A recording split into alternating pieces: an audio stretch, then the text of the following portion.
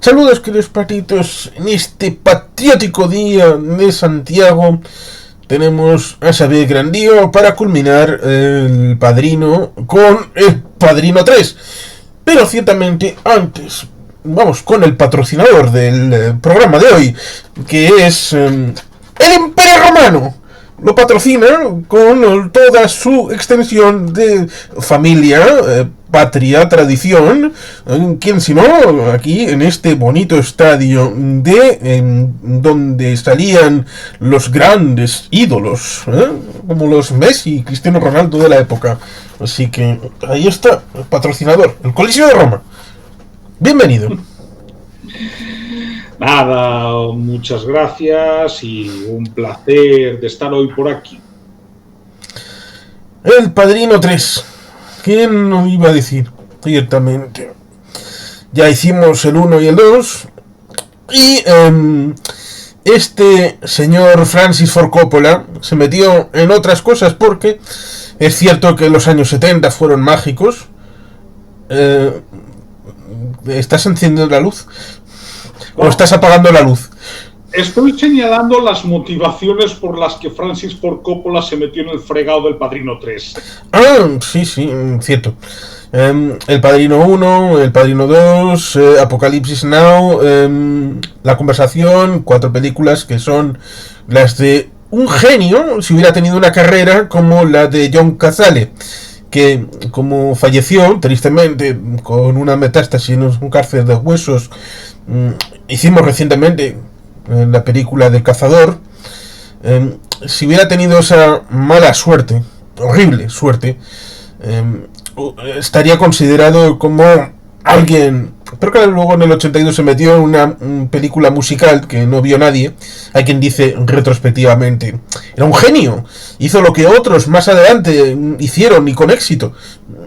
Puede ser, pero el espectador es el de el 82, no en el del 2002. Por tanto, si la película está adelantada de su tiempo, pues cojonudo, pero no quita el hecho de que no la fueran a ver en 1982, que es lo importante a la hora de hacer catacac. Y lo que en algún momento pudiera haberse quedado con una milogía, lo que en algún momento pudo haber, bueno, voy a hacer una especie de corto con la muerte de Michael. No. Aquí llega Paramount y te dice, muchacho, tienes que hacer una película. Y al final la acabo haciendo. Sí, película de más de 163 minutos, si no recuerdo mal. Es decir, hablamos de casi 3 horas.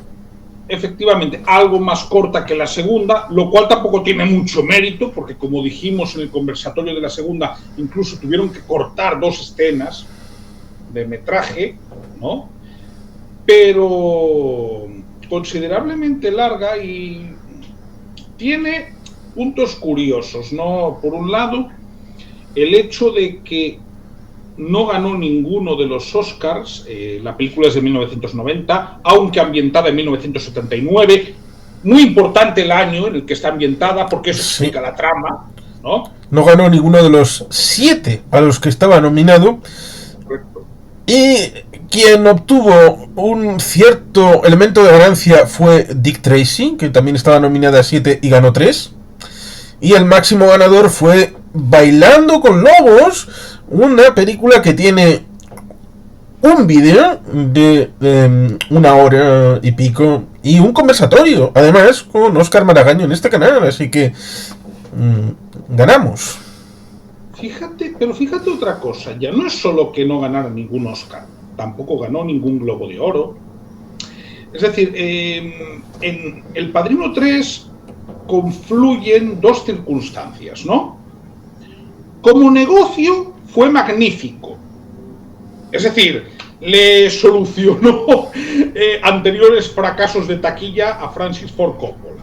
acuerdo. Sí, y le sirvió para hacer un poquito después la película Drácula con Winona Ryder, que eso también tiene parte respecto del elenco de esta película, y Keanu Reeves, un jovencito Keanu Reeves, cierto es, había hecho la de Le llaman Body con este muchacho que falleció, los surfistas roban bancos, y en el 94 hace Frankenstein de Mary Shelley con Robert De Niro, y luego se volvió a perder.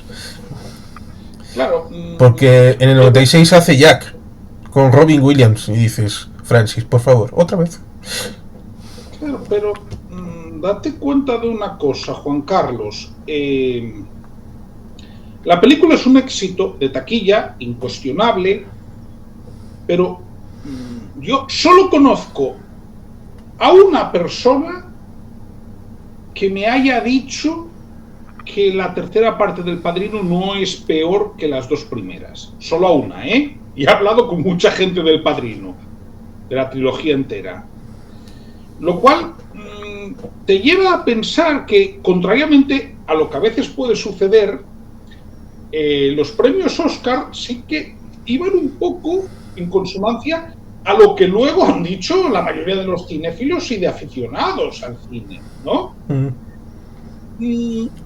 No siempre pasa así. En este caso sí sucedió. Sí, el problema del Padrino 3, y luego ya podemos entrar en cómo se hizo la producción, de cómo es la propia película, los personajes, el cast, los problemas que pudo tener, y el desarrollo de todas las escenas en esas casi 3 horas, está en... ¿cómo decirlo? Si en vez de ser los Corleone fueran los Fettuccini, que tendrían alguna relación, pero lejana, de encierra los Corleone en el Padrino 2, y después vamos a una sala al lado. ¡Oh! Están celebrando el cumpleaños de los Fettuccini. Mira qué bien. Y aquí no tuviera nada que ver más allá de, bueno, los Fettuccini que estaban en... y ya está. Y por lo tanto ahí se desarrollara toda la trama con los Fettuccini.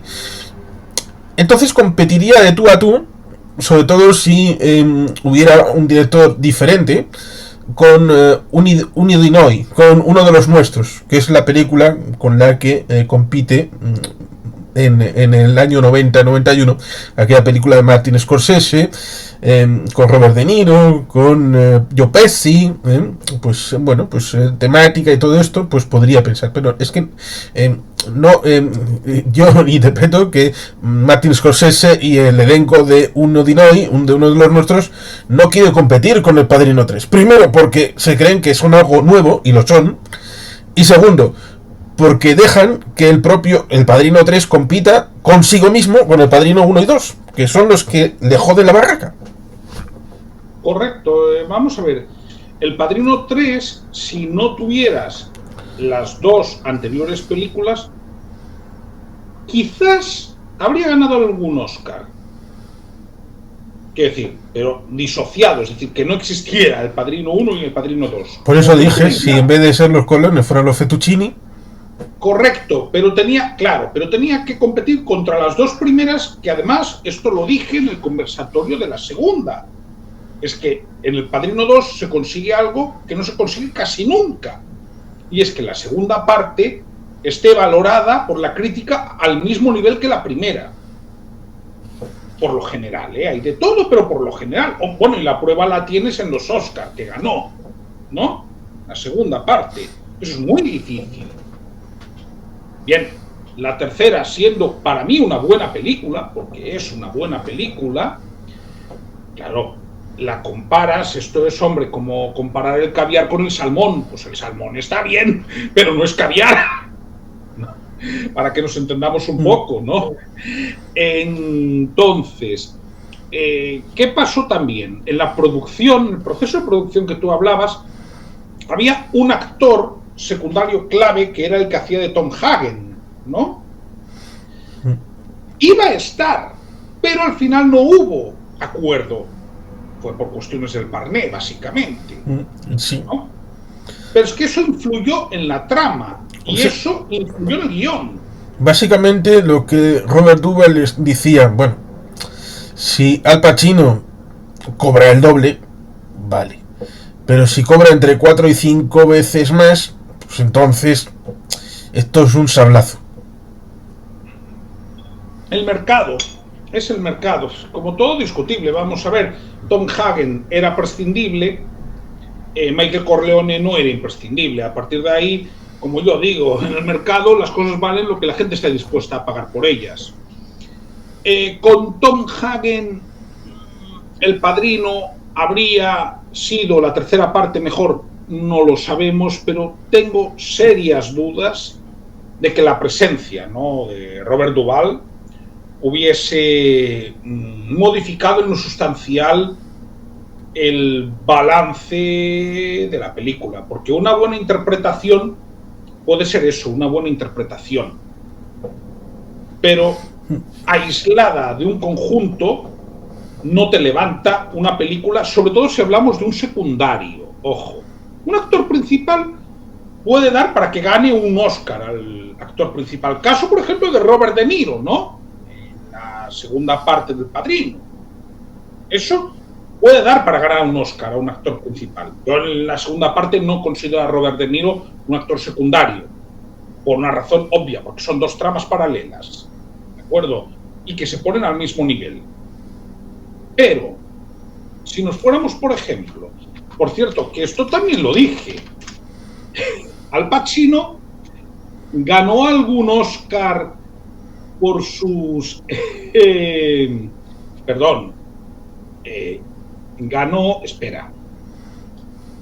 premio Oscar que ganó De Niro fue técnicamente como actor de reparto, secundario, pero es que para mí, repito, no era un actor secundario. Sí, a veces cuando las productoras ponen las candidaturas, lo hacen de manera calculada a veces. A veces a un principal lo ponen como secundario pensando de que tiene más posibilidades de ganar y por tanto... Y ahí le salió bien, porque Robert De Niro lo borda en la segunda parte. Algunas veces ha habido candidaturas múltiples respecto de secundarios o incluso principales, es decir, que compitieran dos o más de la misma película en la misma categoría. A veces ha pasado. Claro, pero ¿por qué te lo digo? Date cuenta que Al Pacino nunca gana como actor principal en sus películas del Padrino. Es muy curioso. Hombre, a ver, en la primera empieza siendo un secundario que acaba siendo el principal, ¿no? Digo, porque el principal en un primer momento es Marlon Brando, Vito Corleone, ¿no? Solo al final de la película, bueno, yo me atrevería a decir que en la segunda mitad de la película, para ser más justos, es actor principal, ¿no? Pero no lo gana en la segunda y no lo gana en la tercera, que es algo que llama mucho la atención. Sí, lo mismo que a veces es el tema acumulativo. Tom Hagen, Robert Duvall, no está. Hay que cambiar el guión e incorporar a Andrew Hagen como una persona que está ligada al ámbito de la iglesia, que sería el hijo de Tom Hagen. Que lo dan por muerto antes del inicio, es decir, antes del 79. Habría muerto en extrañas circunstancias. Llamémosle que comió una galleta de mantequilla y le sentó mal. Sí, pero no se da mucho da igual. Detalle, podría ser que vio algo en la tele y le sorprendió tanto que se quedó ahí pajarito. Cualquier cosa. Que pensó que era buena idea de ir a la guerra en Sudáfrica. Vete a saber. Pero también está el tema de Winona Ryder. Winona Ryder iba a ser la hija de Michael Corleone. Y en un momento dado le da un ataque de pánico y dice no, incumple el contrato y no aparece. Por lo tanto, ahí tiene un problema gravísimo, porque un personaje que puede tener un engarce respecto de la historia no tiene actriz. Y tiene que tirar de familia, porque estamos hablando de los Corleone y tiene un trasunto la familia Coppola respecto de los Corleone en la saga de las películas. Y coge a su hija Sofía. Sí. Al no ser una actriz, en el sentido consagrado, al ser nepotismo, que dirán algunos, ámbito de la familia y todo esto, fue machacada viva, fue horrible.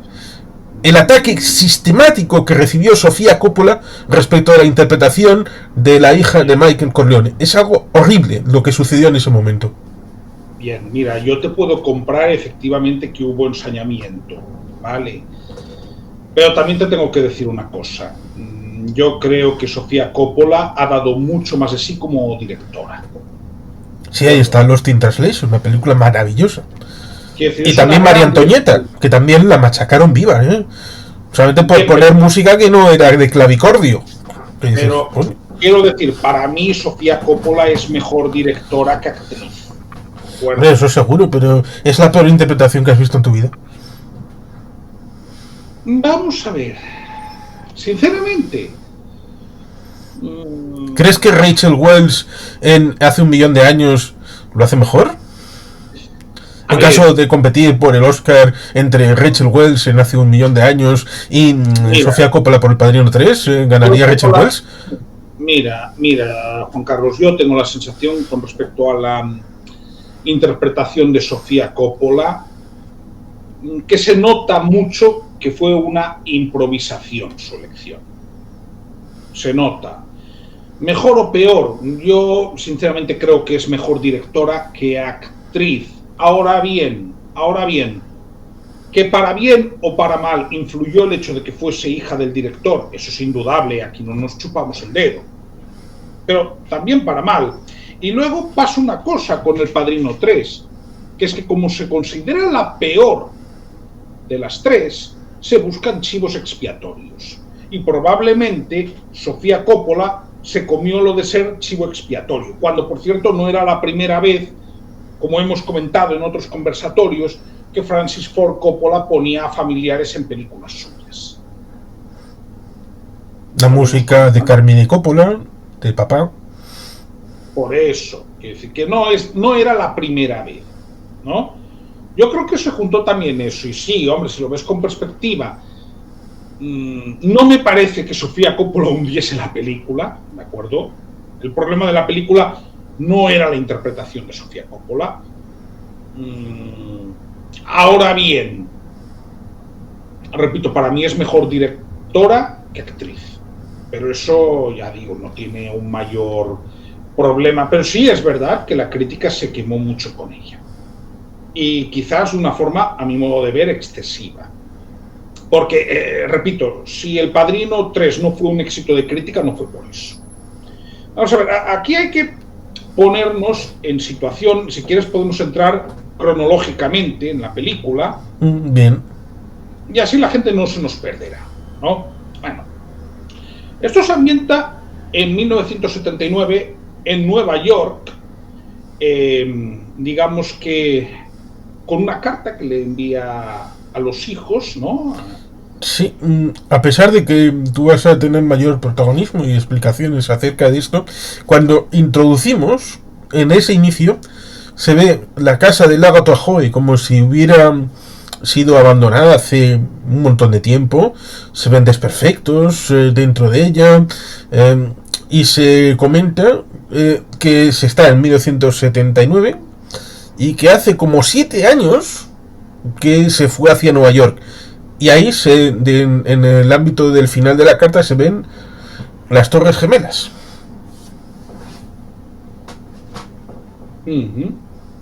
Sí, pero es que eso da para mucho, pero es efectivamente así. Nos encontramos también que lo que hace es invitarlos porque el Vaticano le va a dar la Cruz de San Sebastián, ¿no? Por sus obras de caridad, ¿no? Empieza Convención así, del Papa. efectivamente, y de hecho la primera escena es cuando se le está dando en una iglesia, aclaramos, católica, ¿de acuerdo? Michael Corleone es católico, digo, para dejarlo claro.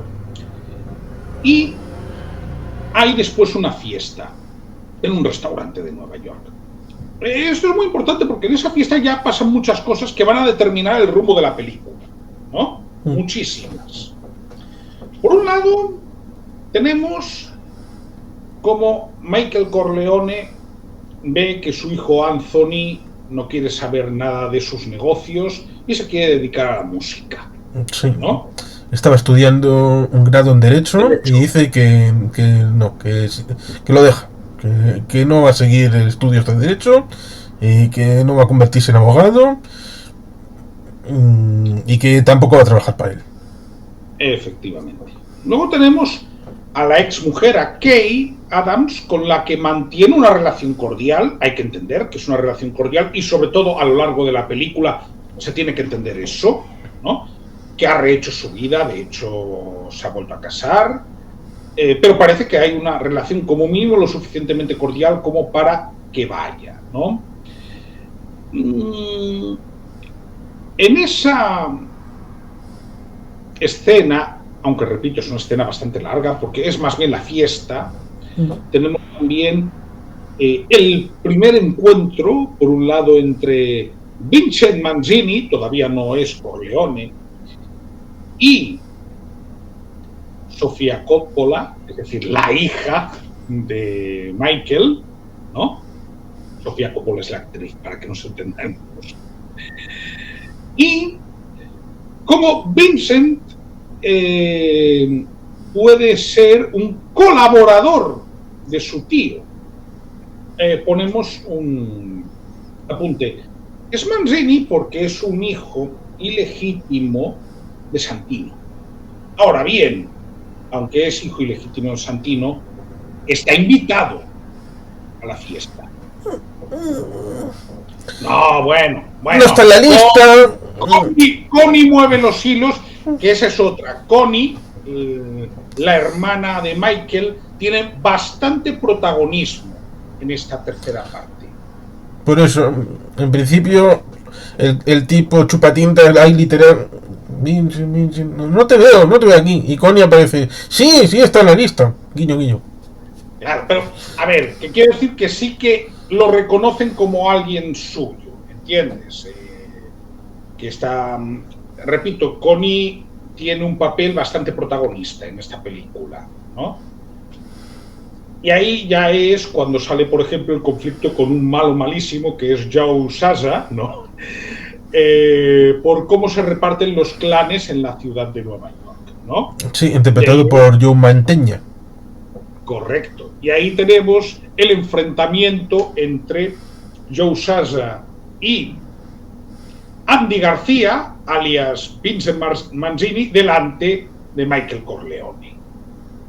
Después un enfrentamiento que acaba con agresión física, incluido un mordisco, ¿no? Sí, lo cual es un adelanto de cosas que pasaron unos años después en un ring. Sí, yo es que vi aquel combate en directo. Me acuerdo que pasaba de las 6 de la mañana. No, lo vi en Canal Plus, en aquel momento los daban. Y no tuvieron agilidad para decir, Vincenzo, ¿qué hace? ¿Qué fache? ¿No? Entonces, a partir de ahí, le dice Michael a su sobrino que sí que quiere trabajar para él sí que tiene ganas, él sí que se ve con vocación para dedicarse a la familia, ¿ves? Él sí. Michael no lo tiene muy claro porque le dice, no necesito matones, necesito abogados. Sí. Pero al final, como que bueno, un poco ve que aparte de brutalidad también tiene algo de cerebro, ¿no? Y dice, bueno, puede estar bien que trabaje, que me acompañes un tiempo, ¿no? Hombre, es que Mike Tyson le acaba de comer media oreja al Joe Mantegna. Claro, porque por ejemplo, ¿tú te acuerdas del momento en el que Vincent le dice a Joe Sasa, a ver, atrévete a decir ahora eso de que andas diciendo de maldito Michael Corleone? No. Y Michael, muy tranquilo, ¿te acuerdas? ¿No? Sí. Además Joe Sasa creo que está sentado. La acabo de terminar de ver. Claro, y va por detrás y dice, si alguien dijese eso, ¿qué habría que hacer con esa semejante basura? Digamos que ahí hace el juego psicológico, ¿no? Entonces, esa parte de la fiesta es muy interesante porque Sí. ya no... No es recomendable, eso sí, lo de comer orejas. Si alguien quiere una oreja, se va al Perchas, en la calle del Rey de Logroño, y te las dan planchaditas. Eso es mucho mejor. Claro, entonces, ahí ya en esa escena tienes lo que va a pasar con el hijo, la historia entre primos, ¿no? Entre la hija de Michael y Vincent, y tenemos también la foto de familia. Esto es importante, ¿no? Sí, en las escaleras. Donde llaman a Vincent para que venga, con lo cual ya lo están considerando parte de la familia. Eso es muy importante, ¿no? Si lo llaman para que pertenezca a la familia, es parte de la familia. Entonces, un poco, eso es lo que tenemos. Básicamente ahí creo que a lo largo de la película, a medida que va avanzando la trama, hay dos fuerzas. Por un lado, el intento que tiene Michael Corleone de convertirse en alguien respetable y que los negocios de su familia se hagan. Por eso se quiere meter en el ladrillo.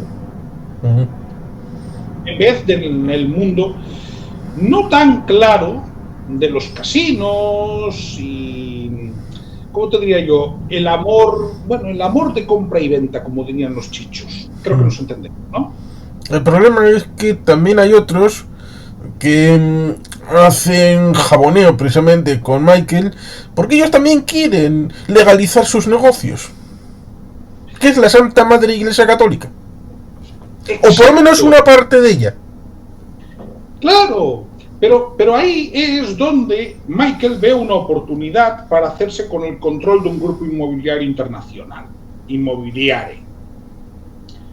El voto del Vaticano es decisivo. Esto, hay que decir, que está muy relacionado con lo que fue... A ver, hacen guiños a la política italiana, curiosamente, y vaticana. Curiosamente no tanto al estadounidense, ¿no? Cierto. Pero sí se hacen dos guiños. El tema de la banca ambrosiana, por ejemplo, la muerte de Pablo VI y la sucesión de Juan Pablo I, y supongo que tú, que te conocerás algo la Italia de la Primera República, también hay referencias veladas a la democracia cristiana, al partido de la democracia cristiana italiana. Sí. ¿No?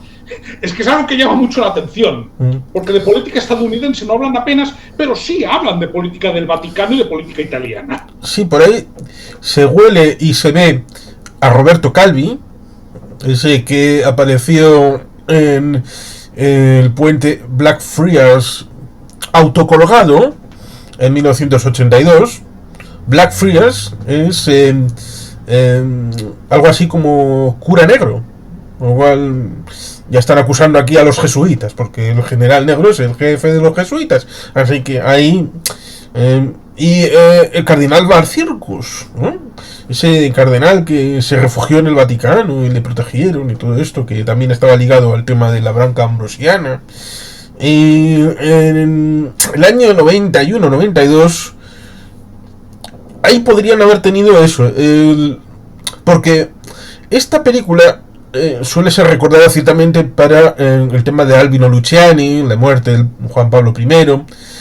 Pero si hubieran tenido la idea de la prognosis y no de explicar el pasado, habrían sido un poquito más incisivos con el tema de la democracia cristiana y el tema de la Tangentópoli, que eclosionó justamente en el 91-92, justo después de que la estrenaran. La película es de 1990, el proceso Mani Pulite, ¿de acuerdo?, que gestiona el juez Di Pietro, se inicia en el 92. Ahí sale Tangentopoli, sale todo. Andreotti, Craxi haciendo las maletas, yéndose para allí. Bueno. A Hammamet, sí, que es donde murió, en Túnez. Pero quiero decir, por eso digo que en eso es, digamos que, premonitoria la película. Después de la fiesta, bueno, ¿qué tenemos? Tenemos a un traidor entre las familias, ¿no? Lo que pasa es que, a diferencia de lo que pasa en la primera película, que te enteras al final, ¿no?, de que es Barzini, aquí te enteras bastante antes. de que es Don Altobello. Te enteras bastante antes. Te enteras, bueno, en primer lugar hay pues unas escaramuzas, ¿no?, entre la gente de Sasha y la de Michael Corleone. Hay también ese pedido financiero de cierto eclesiástico a Michael, ¿no? Que tan solo 600 millones de dólares. Bueno, pero ¿y el perdón? ¿Y el perdón? ¿Cuánto vale el perdón, Juan Carlos? Bueno, ahí podríamos hablar de las indulgencias plenarias. Bueno, hablas de católico. Todas estas cosas que se hacían en las escaleras de las iglesias y se compraban y vendían, que eran papelitos cuando convenía y cuando no eran cosas trascendentes, y que cuando venía un nuevo papa, no, tengo a mi tío que le saqué del purgatorio porque aquí lo compré y le dicen, ya, pero es que esto es del papa anterior y ahora hay que actualizarlo con el papa nuevo, así que pase usted con otros nuevos maravedíes aquí, hay que volver a comprar la indulgencia para el tío abuelo, para el abuelo y para el primo y para el otro que ya están en más allá, para que por esa situación de lo que es en la tierra es en el cielo, lo que es aquí es allí, y quién hace ese negocio, la madre iglesia católica, por lo tanto ahí eso es una herencia, el hecho de Michael, vas a limpiar tu historial, vas a comprarte una indulgencia plenaria y esto vale tan solo 600 millones de dólares. Eso con voz de Joaquín Prat quedaría bastante mejor. Ya te digo. Aún me está viniendo a la cabeza el precio justo, lo de ¡a jugar! Pues... Pero el caso es que Don Altobello... Pues parece eso, que hoy ha venido a jugar con nosotros Michael Corleone. Claro, entonces lo que sucede es que... pues Michael quiere liquidar sus negocios relacionados con el juego y esas cosas, ¿no? Y las drogas. Efectivamente, sí, pero a Michael eso no le gusta tanto. Es decir, lo digo porque a Joe Sasser le preguntan, ¿puede garantizar de que no hay drogas en su territorio? Y no dice que no, simplemente dice que yo si me los encuentro, les mato. Pero para eso tienes que encontrártelos y... efectivamente. Entonces... Y si te los encuentras puedes hacer como el Capitán Renault de... Ahí va, aquí se juega así. Claro, entonces... la traición de Don Altobello, que lo que intenta básicamente es cargarse a todas las familias y quedar él con Joe Sasha, ¿no?, se hace en un casino de Atlantic City. Básicamente lo que se escenifica es la pantomima de que ahí Michael Corleone va a liquidar los negocios de los casinos y otras cosas, les da a cada uno de las familias su participación, no le da nada a Sasha. Sasha sabía que no le iban a dar nada y se va haciéndose el ofendido. Y detrás de él va Don Altobello para decir, a ver, voy a ir a convencerlo, no, espera, a ver si lo arreglamos. Y es entonces cuando se cierra la puerta de la sala y hay, bueno, un tiroteo masivo desde fuera, que de hecho se carga a todos los que estaban ahí, salvo a Michael y a Vincent, con helicópteros, efectivamente. Recordemos que Vincent y Michael llegan allí en helicóptero también. A ver, Atlantic City no está tan lejos de Nueva York, pero es relativamente... Y esto lo pongo en contexto para quien no lo sepa. A ver, hay dos ciudades de juego, ¿de acuerdo?, importantes en Estados Unidos. La más conocida, con mucha diferencia, es Las Vegas, ¿no?, en Nevada. Pero la segunda, que está en New Jersey y está relativamente cerca de Nueva York, digo relativamente, para las distancias de Estados Unidos está cerca, es Atlantic City, ¿no? Y normalmente el que quiere jugar y no se quiere ir a Las Vegas, pues se va a Atlantic City, que además es únicamente eso, una ciudad de juego, es muy pequeñita además. Bien, después de esto pasan varias cosas. La primera, que a Michael Corleone le da un ataque diabético. Porque Michael Corleone es diabético. ¿Lo sabíamos de antes o lo descubre ahora? No, lo descubre en ese momento. Lo descubre en ese ataque que le da en su piso de Nueva York, que lo tienen que llevar de urgencia al hospital. Y algo que también tiene mucho que ver con la condición, ¿no?, católica de expiar los pecados, ¿no? Cuando le está dando el ataque, está gritando Fredo, Fredo, Fredo, ¿no? Que es un poco esa losa que lleva encima, lo de la muerte de su hermano Fredo, ¿no? Se salva porque lo llevan a tiempo. No sé, igual está pensando que es el espíritu de Fredo que ha venido a vengarse. Bueno, tú has visto el resto de la película, así que sabes cómo va luego esa cuestión. Sí, ya, sí. Pero es eso, los espíritus. Han bajado para atenazar el corazón de Michael. Es católico, en ese sentido. Lo que sucede es que en ese momento la familia Corleone está en un vacío de poder. Cuando él está en el hospital. Y entonces es cuando Connie toma la decisión. En ese momento la que toma la decisión es Connie. Por eso digo que es un personaje que tiene bastante protagonismo en la tercera parte. ¿Por qué? Porque está Vincent, que está deseoso de liquidar a Joe Sasa, ¿no? Michael lo ha frenado todo lo que puede. Y es Connie, además, ¿sabes? La escena es en una capilla, ¿no? Sí. La que le dice, la que le da el ok, ¿no? Porque como Michael no está en condiciones, por eso digo que la jefatura de facto de la familia, en ese momento, la ejerce Connie, ¿no? Apoyándose en Vincent, ¿no? Porque sabe que el que tiene la fuerza bruta es Vincent. Pero por eso digo que Connie mueve los hilos bastante. Y bueno, conoces, ¿no?, la escena de celebración del San Gennaro en Little Italy, ¿no? ¿La de la película o alguna otra fuera de la película? No, esta. La de la película. Sí, cuando homenajean en cierta medida lo de la etapa del joven Vito Corleone con... es que hay un cierto paralelismo respecto de aquel señor del barrio respecto de Vito. Luego vemos, mira, el abuelo empezó ahí arriba, ahí con la compra-venta del tema del aceite. Y ciertamente ese paseo de la calle con las especie de ferias, como si esto fuera Coney Island, no deja de ser curioso. Coney y Little Italy, Coney Island.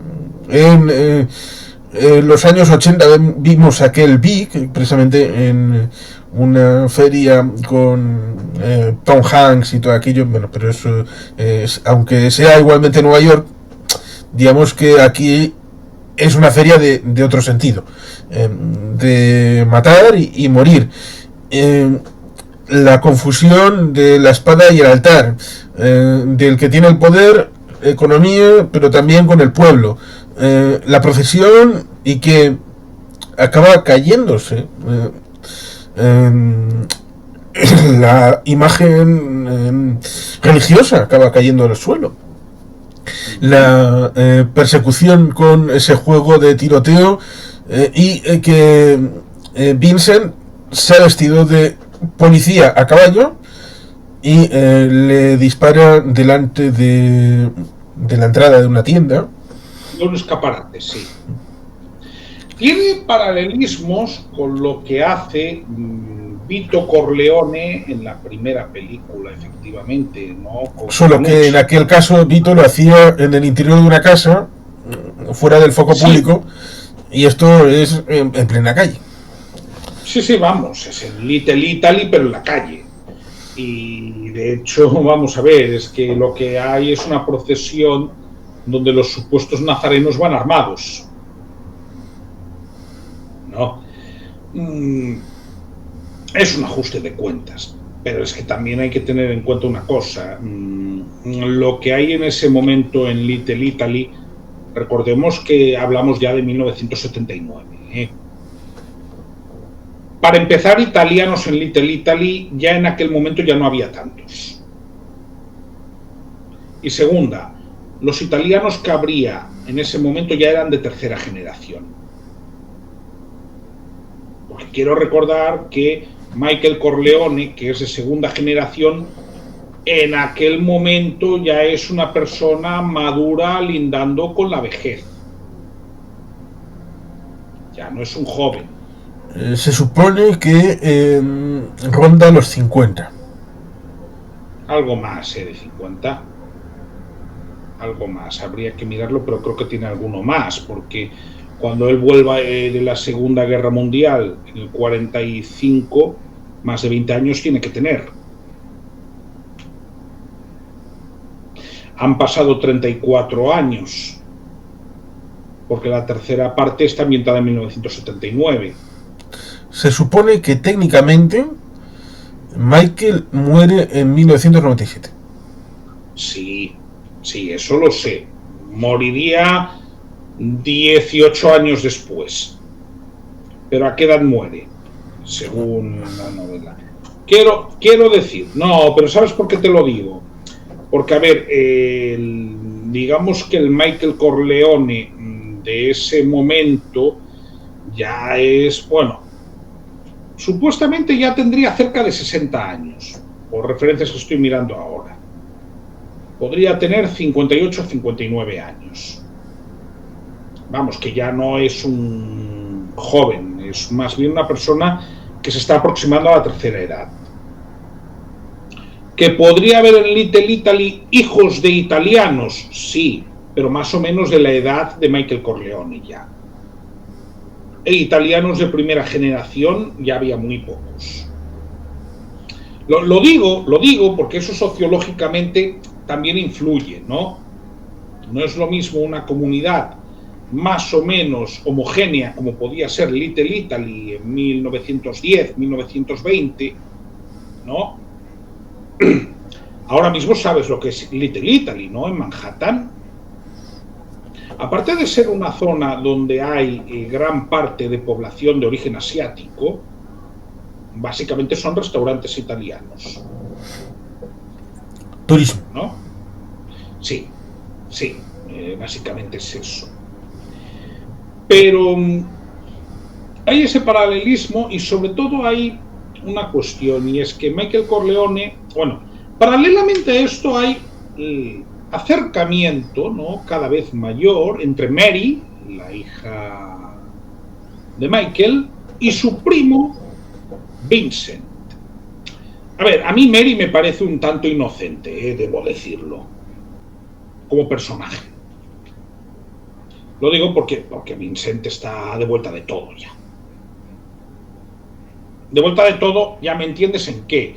En gestionar una familia mafiosa, su tío le hace un máster, ¿no? Pero en otras cosas no es un novato en absoluto, ¿no? Y vas viendo pues que hay aproximaciones, coqueteos.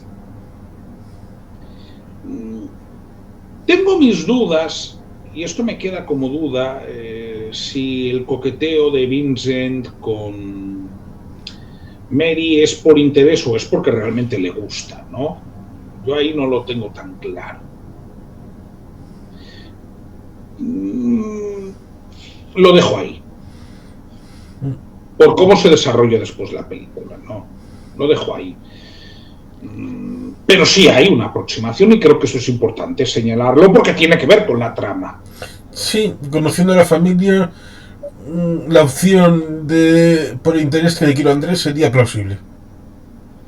Claro, yo honestamente no me atrevo a decantarme. Aunque conociendo al donante de esperma, pues podría ser cualquiera de las dos.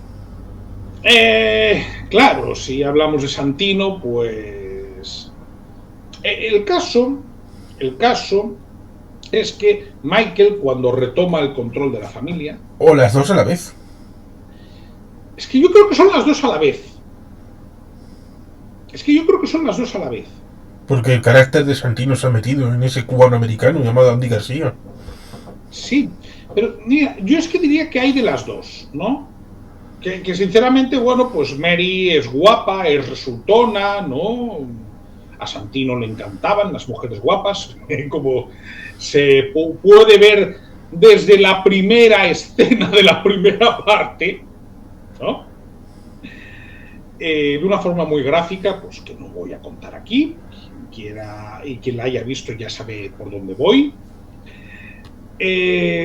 Pero cuando Michael Corleone retoma el control de la familia, ¿no? Y se recupera de su ataque diabético, pues ya sabemos que Michael Corleone es más partidario de hacer las cosas con estrategia, ¿no? Entonces, Salvo cuando él dijo venganza y metió un arma en un váter y aquí os vais a cagar. Aparte de eso, en general sí, es de... Ahora aquí se hace el ofendido y dice, pero ¿qué demonios habéis hecho? no, pero incluso en la primera parte esa muerte tiene un trasfondo estratégico. Porque él hace eso porque sabe que va a poder sostenerlo. A ver, vamos a ver, lo que no es Michael Corleone en ningún caso es un impulsivo como lo era Santino. Él si hace eso es porque sabe que lo puede hacer. Ni un flojo como era Fredo. Efectivamente. Cuando él retoma, ¿no? Sí, se hace el ofendido, aunque en el fondo aprueba lo que han hecho. Se puede traslucir que en el fondo lo aprueba. No, lo que pasa es que es como todo, ¿no? Y eso también se aprende de Don Vito Corleone, ¿no? Al que le hacen una fundación y todo. Sí, no, pero parece que ahí los cuartos sí que llegan también a lo... Sí que llegan, de hecho, hombre, también aprovecha para hacer relaciones, ¿no? Pero parece que sí que llega a Italia. Es que te imaginas una fundación John Dillinger, pues resultaría un poco curioso. ¿Sabes qué es lo que sucede? Ahí vamos en el momento en que decide Michael que esto hay que llevarlo a un plano estratégico con Don Altobello para ver qué hay detrás de Don Altobello, ¿no? Porque de ese hilo va a poder tirar mucho. Entonces es cuando propone irse a Sicilia una temporada, a nuestra Sicilia, ¿no? Cosa que también entusiasma mucho a Connie. Repetimos, Connie pinta mucho en esta parte, ¿no? Y, a ver, ¿cuál es la escena de bienvenida que le hacen a Michael en Sicilia? Dilo tú. Bueno, ¿qué pancarta de qué partido político le está dando la bienvenida en 1979? Seguro que es el Partido Comunista Italiano. Correcto. Benvenuti, commentatore Michael Corleone. No, pero eso es plausible. Es decir, ¿por qué? Porque probablemente en la trama su fundación está mandando dinero a gente de Sicilia, ¿no? Eso sí que me lo creo que pueda ser. Entonces, digamos que a él lo ven como un benefactor, ¿no? Es muy curioso, muy curioso. Sí. Es muy curioso y de hecho le hacen un recibimiento muy festivo, ¿no?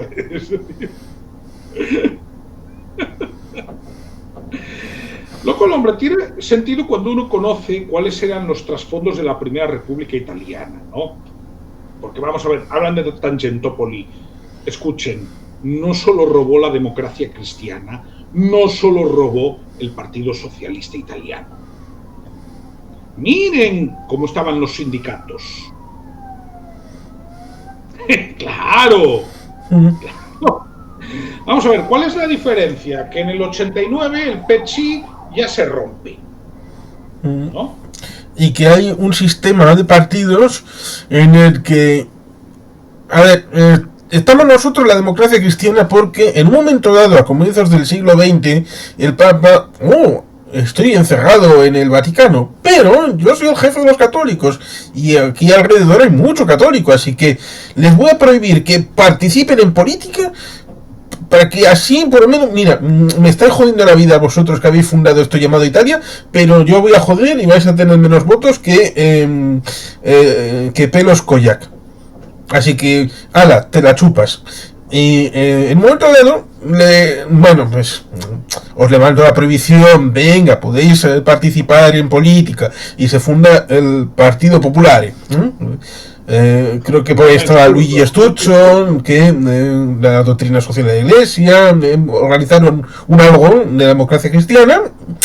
Luego Don Sturzo participó en el 37 en la Liga Internacional de Amigos de los Vascos con Jacques Maritain, pero eso es ciertamente otra historia. En el 29 hacen el pacto de Letrán con el señor Benito para, bueno, reconocemos el Estado Vaticano, la Iglesia es la que da aquí la educación en Italia, y este tipo de cosas, y así en buena medida legalizar todo esto. Después de la Segunda Guerra Mundial, en el que Italia llegó a pensar, bueno, debido a estas cosas tan bonitas y tan bien hechas que hemos hecho en la guerra, igual 5 regiones se nos van, se independizan casualmente y acaban fuera del Estado, y a esas curiosamente es a las que les dan el estatuto especial de región especial dentro del Estado italiano.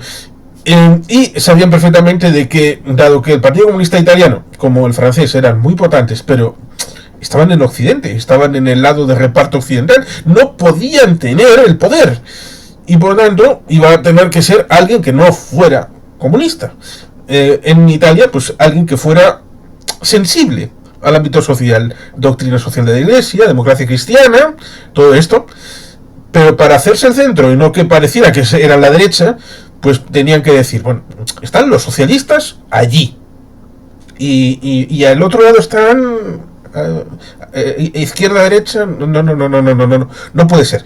Nosotros somos el centro, somos el eje de todo, así que a ver qué aparece por ahí. Los misinos, los michis, aparecen por aquí. Bueno, esos son las derechas. ¿Cómo?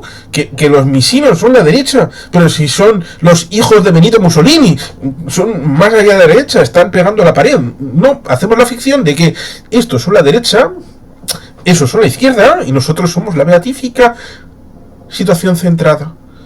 Estamos con lo bueno, estamos contra lo malo, somos la democracia cristiana. De todas maneras, eso era funcional para el esquema de alianzas de la época. Italia no podía caer del lado del Pacto de Varsovia. Luego estaba toda la cosa profunda con la Operación Gladio, la Logia P2, la situación de Aldo Moro, que cuando le secuestran a saber quién, porque claro, él quería hacer un acuerdo con los comunistas y le secuestran comunistas porque está a favor de negociar con los comunistas. Dices, aquí hay algo muy raro. ¿Sabes? Uno de los personajes más fascinantes para mí de la historia política a nivel europeo y del que me gustaría saber mucho más de lo que sé es Giulio Andreotti. Realmente. Hombre, hay italianos bastante curiosos, Andreotti, Craxi, Alcide Gasperi. ¿Sabes qué pasa? Andreotti tiene para mí ya lo Spinelli de las frases también. lapidarias. Pero mira, para mí Andreotti tiene lo especial de las frases lapidarias, ¿no? Luego, por cierto, una de las frases atribuidas a él se utiliza en la escena final del Padrino 3, ¿no? Tiene esa parte. Luego, lo de ser camaleónico para mantenerse, fue un porrón de veces, el primer ministro. 7, ¿no? Tendría que mirarlas, pero ya te digo, un porrón de veces. También es verdad que en Italia los gobiernos de la Primera República duraban muy poco, de media, ¿no? Durar 2 o 3 años de primer ministro seguidos era un gran mérito. Más bien un milagro. Claro. De esos que tenías que conseguir en el Vaticano. Creo que había... cuando hacían la lista, había más número de gobiernos que años. Sí, probablemente tendría que mirarlo, pero sí. De la Que te decían, ha habido 62 gobiernos en 60 años. Algo de ese estilo. En la Primera República, perfectamente posible.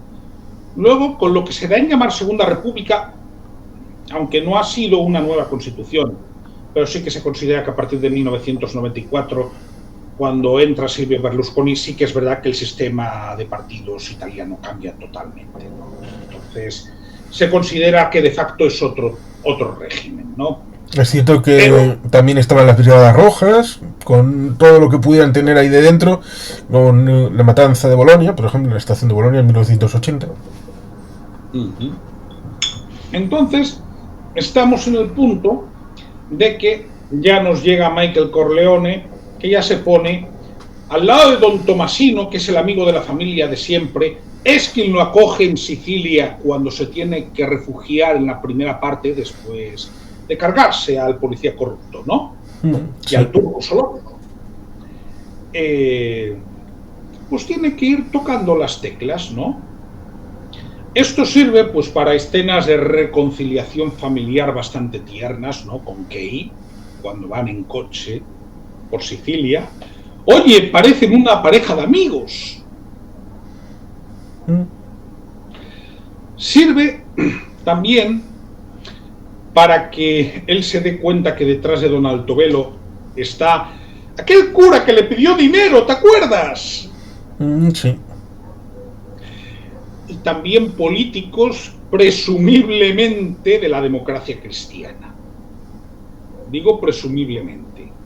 Aunque bueno, eran los que gobernaban en 1979 en Italia, aún no había sido el pentapartito, así que tenían que ser de la democracia cristiana.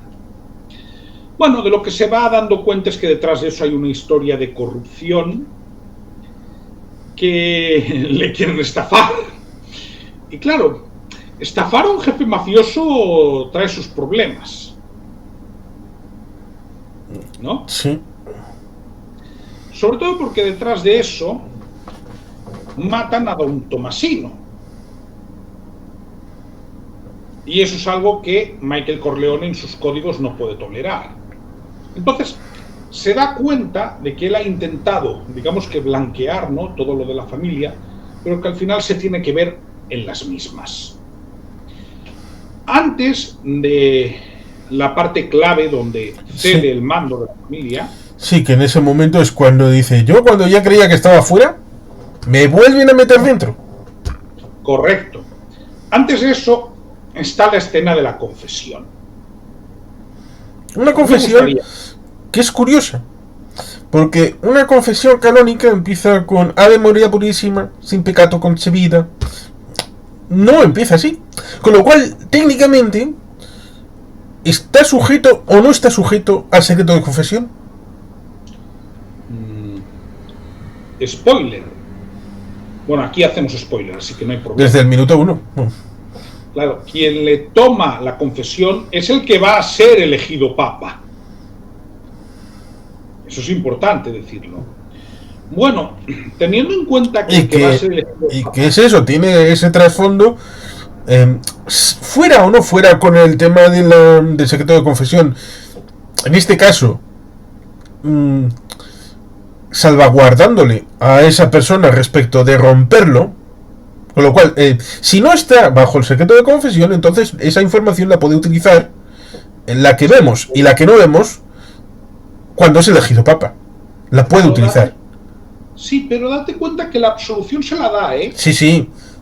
Pero es como, yo mismo ahora te puedo dar una solución. Ego te absolvo peccatus tuus in nomine Patris et Filii et Spiritus Sancti, amén.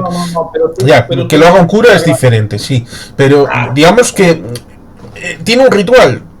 Y si solamente está el ritual en el final, y no es completo, podemos inferir el hecho de que no es una confesión celestial, sino terrenal.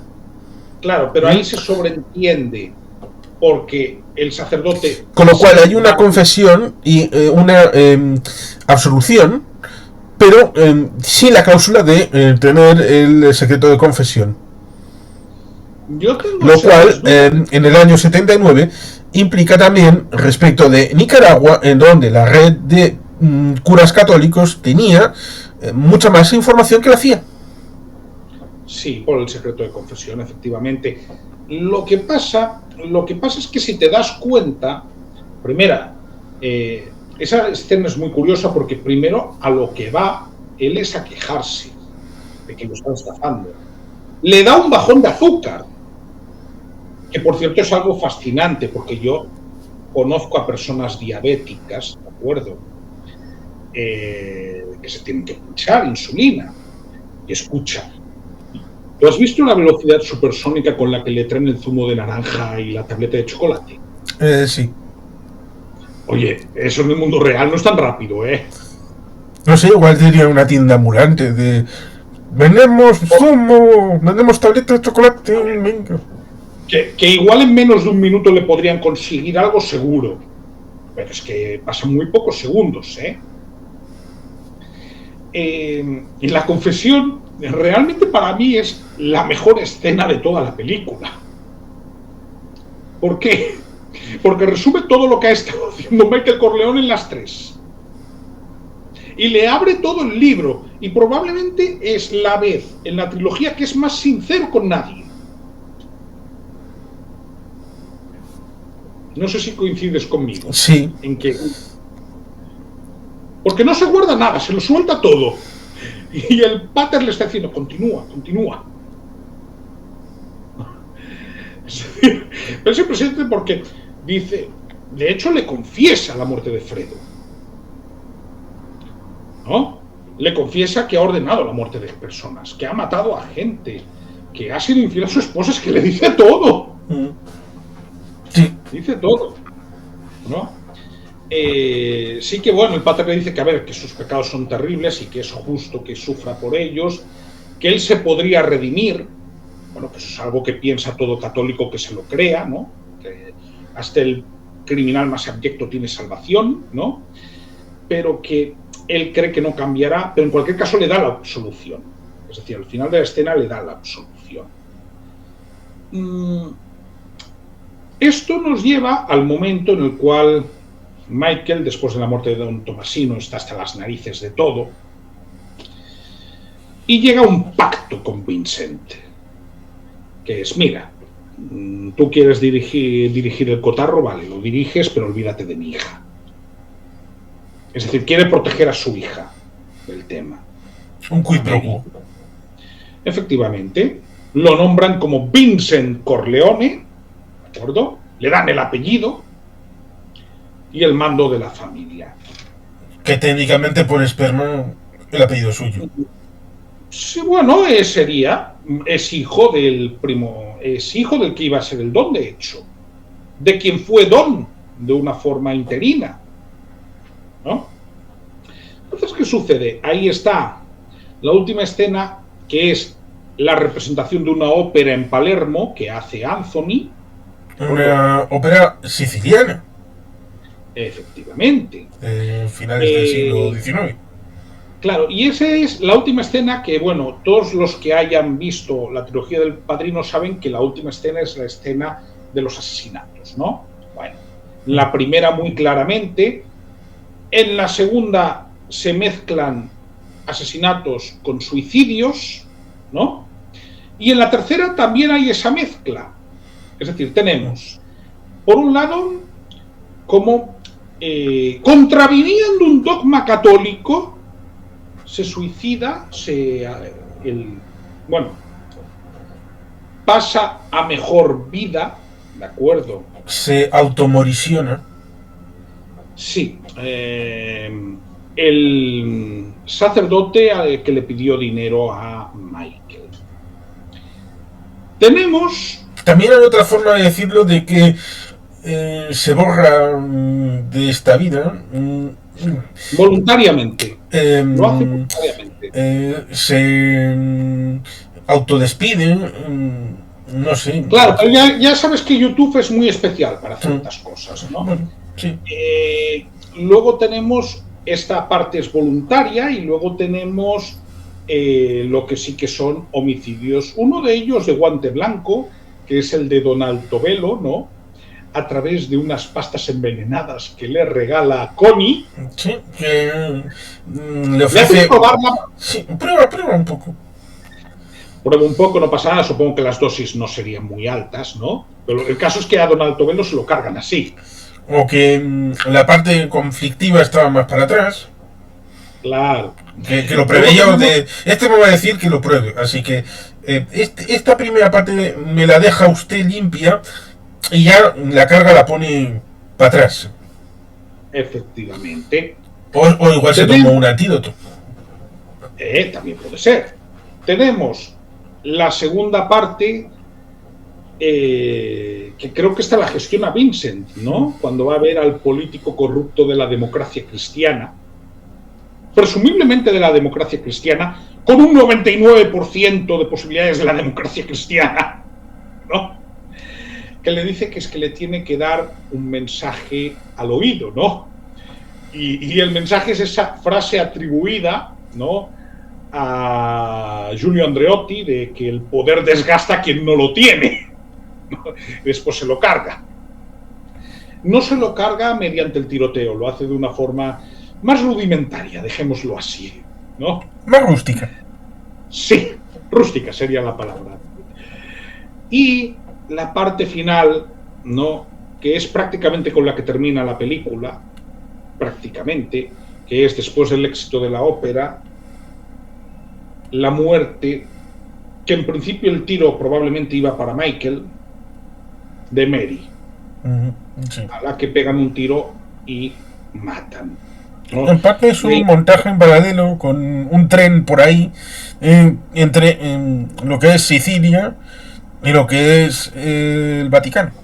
Porque está la muerte de ese presunto Albino Luciani, presunto Juan Pablo I, que sí dicen que es Juan Pablo I, pero no es Albino Luciani, no, eso no lo llegan a decir, respecto de la noción que ya estaba en circulación en 1990, bastante clara, respecto de lo de la taza, lo dejan ahí flotando, de como que le han metido algo, él aparece ahí más o menos en paz, pero aparece muerto, cuando en la historia real sí hubo una monja que le encontró a Albino Luciani muerto, y aquí dan a entender de que previamente alguien le metió la taza que estaba presuntamente envenenada, cosa que no puntualizan, lo dejan ahí etéreamente, porque en la vida real Albino Luciani iba a hacer limpieza, iba a entrar en el Banco Ambrosiano, iba a meter mano en Macircus y en todos sus negociados, iba a hacer algo que nadie estaba dispuesto a hacer. A pesar de que creo recordar que Albino Luciani venía del Patriarcado de Venecia, sí. de allí había ya tenido algunas de sus más y sus menos respecto del patriarcado y del tema de la banca, y ya había hecho limpieza desde allí, con lo cual al elegirle, si no sabía lo que tenía pensado hacer, es que el colegio de cardenales es más inocente que el mecanismo de un chupete. Juan Carlos, si hay algo que no es inocente, es el colegio cardenalicio. Y mucho menos los cardenales electores, que son los que pueden votar. Pues algo pasó, algo rarísimo pasó ahí, para que votaran en el mismo año a Albino Luciani y a Carlo Wojtyla. Dos personalidades más o menos contrapuestas. No, pero espera. Tú sabes que el cónclave de elección de Karol Wojtyla fue inusualmente largo e inusualmente conflictivo. Y no fueron... Creo que Robert Prevost, León XIV, salió a la cuarta votación. Sí, a la cuarta. Vale, a la cuarta es muy rápido. Es muy rápido, ¿de acuerdo? Bueno, para Juan Pablo II necesitaron unas cuantas más, ¿eh? Necesitaron varias. No fue para lo que estamos acostumbrados ahora no fue en absoluto un cónclave rápido, porque ahora mismo los cónclaves duran 2 días. Tú echa cuentas, suelen durar 2 días. Tú en menos de 48 horas tienes un papa, desde que se constituye el cónclave. En menos de 48 horas o en 48 horas. Para que sí, con Robert Prevost, el señor León XIV, fue primera votación, luego las 2 de la mañana y la primera de la tarde y ya estaba resuelto. 4. Fueron 24 horas entonces, porque el cónclave empezó el día anterior por la tarde. Se votó, la primera votación fue ya por la tarde. Entonces, quiero decir, aparte de que tú sabes que se necesitan 2/3 para ser elegido, ¿no? Sí, pero eso, en la película tenemos esa derivada respecto de la muerte de el Papa, que acaba de ser nombrado y ya está muriendo, con ese trasfondo respecto de la situación que la banca colisiona con la trama de Michael. Correcto. Y luego tenemos el fin, que de alguna manera lo que nos dice es que Michael pierde lo que ha logrado, lo que ha intentado proteger, que todo lo que ha estado cerca de él se ha acabado destruyendo. De hecho, el único que sale airoso es Anthony, pero porque se larga, no quiere tener nada que ver con él. Sí, que ahí tenemos una cosa que creo que es curiosa y evidentemente intencional, y es que en la representación, en Caballería Rusticana, la parte más famosa, más conocida, es cuando desaparece toda la gente del escenario, y después de esa tragedia que se ha vivido, para descargar, para oxigenar, suena intermezzo. Cosa que se presupone que tendría que sonar en la obra, pero no. En la obra no, porque hay una conexión entre lo que dice la obra y lo que viven los personajes fuera, con el tema de la propia mantilla, de la muerte de Cristo y la muerte de Mary, y cuando muere ella es cuando suena intermezzo. Todo tiene sentido. Hay una errata muy importante. A ver, no es 1979, es 1978, cuando está ambientada la película. Lo digo porque parece una tontería, pero es que es en 1978, cuando es el pontificado de Juan Pablo I, ¿no? A pesar de que en la película ponen 1979, cuando pues cuando están en las Torres Gemelas. Sí, ponen 1979. Sí, 1979. Ponen 1979, por eso hemos hablado de 1979, pero lo real sería 1978. Lo digo porque, digamos que ponen un hecho histórico que es incontrovertible, ¿no? Que es el fallecimiento de Pablo VI, la elección de Juan Pablo I y su fallecimiento. 1979 es el año del golpe de Estado en Kabul, 1979 es el año del advenimiento de la Ayatollah Ruhollah Khomeini, 1979 es el año de la toma en poder de los sandinistas en Nicaragua. Es un año importante, pero cierto es que la vida de Pablo VI no llegó hasta ahí. Correcto. Y luego ya, para hablar de la escena final, y luego si quieres hablamos de actores o de otros aspectos, tenemos la muerte de Michael Corleone, que es una muerte natural. Está solo en una finca en Sicilia. Tal vez patética. Tal vez que se ha quedado completamente solo, ya no tiene a nadie. Ese simbolismo. Pero ahí es un tal vez, porque tú puedes estar en una mecedora y que te dé el telele. Pues esto le pasó, por ejemplo, a Telmo Zarra. Tal vez quiere compararla con la muerte de su padre, de Vito Corleone. Sí, pero con una diferencia. Vito Corleone tenía a su nieto por ahí. Por eso decía lo de patética y en solitario, y de que ya es, claro, no tiene nadie. No tiene... Bueno, hay un perro. Vale. Pero no hay ningún bípedo, ¿de acuerdo? Ni ningún homo sapiens a su alrededor. Vito tenía a su esposa, Vito tenía a sus hijos, Vito tenía a sus nietos. Michael Tiene el perro, vale, bien. Parece que muere solo, sí. Eso es lo que parece que es. Entonces, esto es un poco el recorrido y yo creo que ahí ya podríamos hablar de cosas que quieras. Y que ciertamente estamos hablando de la versión que se estrenó en el año 90 porque le dio en 2020 por finalmente hacer su sueño de vamos a hacer una versión Redux, cosa que sí, la remasterización. La cosa ya se las trae en el caso de Apocalipsis Now, que tiene chorrocientas versiones, que si el corte de editor, que si la versión Redux, que si la versión con los misioneros, que si la plantación francesa, con las frostifrutas, y dices, voy a ver la que me dé la gana y esa es la canónica. Pues aquí quiso hacer algo parecido, pero por lo menos con una, solamente con una, y dijo, voy a reordenar la película a mi gusto y la voy a presentar como quiera, y la presentó en 2020. Un gran año porque el 2020 fue tranquilo y pacífico, no pasó absolutamente nada. Sí, bueno, tuvimos lo que tuvimos, ¿no? A ver, te voy a hablar de interpretaciones, ¿vale? Ya que nos ponemos. Al Pacino un poco en su línea, es decir, para mí hay actores mejores, ¿no?, que él, pero bueno, digamos que no desentona con respecto a las dos anteriores películas.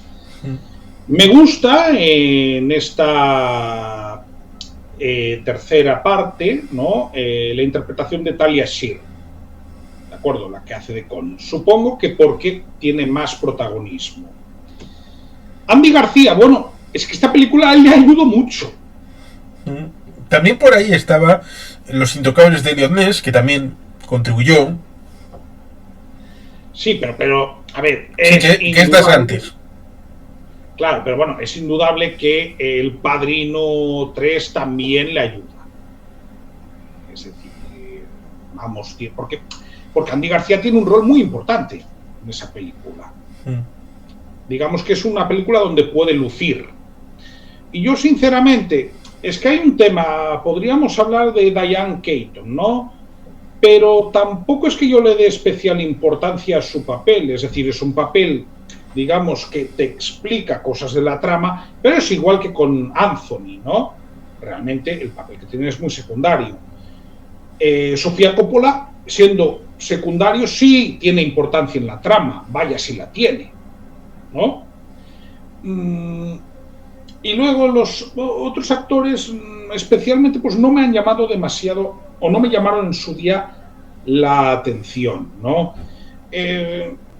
Yo creo que aquí tenemos que insistir en que es una película que se mete de lleno en política, ya lo hace la segunda, sobre todo en la parte más o menos contemporánea, ¿no? Ya hablamos en su día del tema de Fulgencio Batista, ¿no? Sí. En la tercera, es que son muy cucos, ¿no? Política de Estados Unidos, cuidadito, ¿no? Con calma. Ahora bien, política de otros países, ningún problema. Porque, vamos, el grado en el que se meten en la política del Vaticano y en la política italiana de la época es muy grande. En ambos casos, ¿eh? En ambos casos. ¿Qué sucede? Lo dicho, es un cierre. Quizás ese cierre habría sido prescindible. Como película aislada, es una película que si no hubiera tenido las dos primeras, como he dicho al principio, quizás habría ganado algún Oscar. Quizás. Pero comparada con las dos primeras, la diferencia es muy grande. Y luego sirvió para varias cosas. Primera, para que Francis Ford Coppola recuperase músculo financiero, por ejemplo. Dos, para que Andy García pues consagrara su carrera, le ayudó mucho. Yo soy de los que creen que El Padrino 3 le ayudó mucho. Y luego, para bien o para mal, yo sí creo que se quemaron en exceso con ella, para que Sofía Coppola se dirigiera más, y valga la redundancia, a la dirección que a la interpretación a medio largo plazo, ¿no? Yo diría que estas son las conclusiones principales que podría dar. Sí, y que obligó a Winona Ryder a cumplir con algún compromiso con Francis, y ese se ejecutó en la película del 92, como es Drácula de Bram Stoker, en donde ella sí participa. Técnicamente hay una escena de boda con ritual oriental, con un cura de verdad, en el que hay quien dice eso, que realmente desde ese momento Winona Ryder y Keanu Reeves estaban casados según el rito oriental. A pesar de que legalmente no, pero a los ojos de Dios. Ahí está. Y creo que yo del Padrino 3, aunque me lo tengo mucho más fresco, no tengo mucho más que decir. Es decir, repito, una película que está bien, que te distraes viéndola, pero mira, por ejemplo, en su día la trilogía me gustó mucho, pero ya digo, es pasable. Te puedes encontrar cosas mucho mejores de hecho, y mira que yo no soy cinéfilo, tengo más curiosidad, pero bueno, para esto tengo que encontrar tiempo libre de ver asbestas, ¿no? Que además, como gallego, es que no tengo tiempo, ¿no? Pero eso sí que me sugiere curiosidad, Ya, así como, sí, como gallego tendrías algún matiz que aportar que otro espectador igual no lo tiene. Así que claro, y eso espero verla y espero que podamos hacer, si te interesa alguna vez, conversatorio, pero eso ya dispondrás. sobre el Padrino 3 hay un elemento que podría ser interesante mencionarlo. Y es el hecho de la evolución de las familias y la evolución de la propia mafia de los 70 a los 80. Porque estamos hablando del 78-79, pero la película está hecha en 1990. Bueno, hay un matiz, no, pero está muy bien que lo digas, pero ¿sabes qué sucede? En aquel momento ya no consta, ya la comisión, ¿no? Que era, digamos, que el órgano informal que coordinaba las familias, ya no se reúne con regularidad, ¿de acuerdo? Digo, aunque esté ambientada en 1979, creo que la última reunión que nos consta es de 1985 aproximadamente. Con lo cual, sucede algo que no sucede en las dos primeras películas. Esto también hemos hablado. A ver, en la primera película es que directamente había un sicario de la mafia haciendo un papel secundario. Sí, por eso lo digo. Claro. Y consta que Coppola, ojo que nadie me entienda mal, sí que se encargó de tener la certeza de que no le iba a pasar nada por grabar la película. Las películas, creo que se me entiende, ¿no? Consta. De hecho, incluso uno de los capos sicilianos más famosos, Bernardo Provenzano, consta que la fue a ver en un cine de Palermo. ¿No? Quiere decir, digamos que sí consta que tenía el consentimiento tácito para hacerlo. Con la condición de que no dijera mentiras. Es decir, hombre, evidentemente Coppola no es un tonto, no iba a decir cosas que comprometieran a determinadas personas. Aunque bueno, ¿en quién estaba inspirado Joe Fontaine? Que por cierto sale en la escena de la fiesta de la tercera película. En Ojos Azules. Con una voz incomparable. Y ahí hace el chiste de... ¿Por qué te vas? No, es que voy a escuchar discos de Tony Bennett. Claro, pero a ver, el personaje de Joe Fontaine claramente está inspirado en él. En Frankie ¿No? Ojos Azules. Entonces, digamos que Coppola juega con eso. ¿Qué pasa? Quizás en la tercera tiene más libertad. Ojo, tampoco traspasa determinados límites, ¿eh? Eso también es importante decirlo. No lo hace. Pero sí es verdad que en aquel momento no hay ya el predominio, digamos, de las familias organizadas en los Estados Unidos y estamos a las puertas de Mani Pulite en Italia, de lo que va a ser el crimen contra el juez Falcone, y el inicio de un cierto movimiento de rebelión por parte de la sociedad siciliana, ¿no? Digo cierto, tampoco piensen que uno idealiza, pero sí que hubo protestas, ¿no? De hecho, quiero recordar con quién está emparentado el actual presidente de la República. Pues eso creo que estaba a punto de decirlo en esa compañía que tienes ahí, estaba diciéndolo, creo que más o menos. Quiero decir, el actual presidente de Italia, Sergio Mattarella, conoce precisamente muy bien esta cuestión. Primero, porque mejor explícalo tú mientras se calma, por favor. Es que no sé a qué te estás refiriendo, me conozco la parentela. El parentesco de Sergio Mattarella, actual presidente de la República Italiana. Sí, ya, pero es que no me conozco el parentesco de Sergio Mattarella, con lo cual puedo decir que es un italiano de bien, que en el cargo de presidente de Italia está emparentado con ese señor bajito de que el Mundial de Italia en el 82 estaba ahí alegre y muy contento en el Santiago Bernabéu. Mattarella es siciliano. Su hermano fue asesinado por la Cosa Nostra. Pues cierto, Sicilia es un lugar peligroso y fue complicado en el momento de hacer los juicios a la hora de encontrar ese lugar apartado con seguridad para un gran número de personas, ese tipo de juicios que a partir de ya el asesinato de Falcone, que le pusieron ahí en la autopista de salida del aeropuerto, le pusieron ahí un petardazo, casi parecía lo de la calle Claudio Coelho, cuando le pegaron el petardazo al primer astronauta español.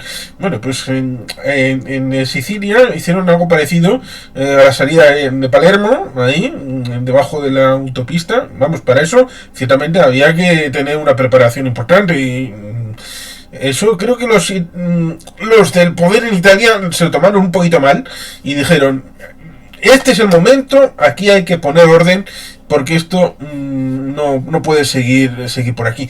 En el caso del 43, recordemos que el ejército de Estados Unidos pactó con la mafia para el desembarco en Sicilia.